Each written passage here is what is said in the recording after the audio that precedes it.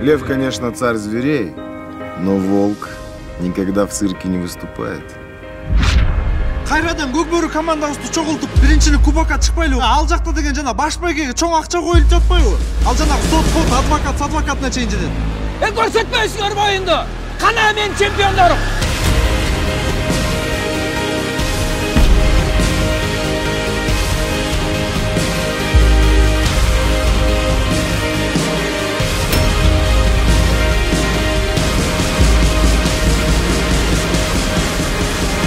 Бир дагы шанс жок, Абу Байке. Максат, ушул жолу бизге жардам бер.